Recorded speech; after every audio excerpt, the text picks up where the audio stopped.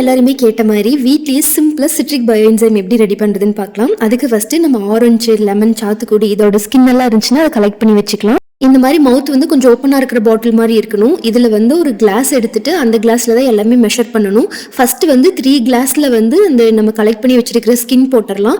ஒரு கிளாஸ் ஃபுல்லாக வந்து கரும்பு சக்கரை, கருப்பட்டி, வெல்லம் இந்த மாதிரி ஏதாச்சும் இருந்துச்சுன்னா போட்டுக்கலாம். அடுத்தது 10 கிளாஸ் ஆஃப் வாட்டர் வந்து ஃபில் பண்ணிட்டு பேலன்ஸ் வந்து கொஞ்சம் அந்த பாட்டிலில் எம்டி ஸ்பேஸ் இருக்கணும். அப்போ தான் வந்து அது ஃபர்மெண்ட் ஆகிறதுக்கு கரெக்டாக இருக்கும். எம்டி ஸ்பேஸ் இல்லாமல் ஃபுல்லாக க்ளோஸ் பண்ணி வச்சிடக்கூடாது.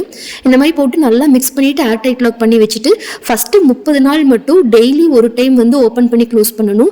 அடுத்து 60 டேஸ் வந்து ஓப்பனே பண்ணக்கூடாது. அப்படியே வச்சுட்டோம்னா இந்த மாதிரி நல்லா ஒயிட் லேயராக ஃபார்ம் ஆயிரும்.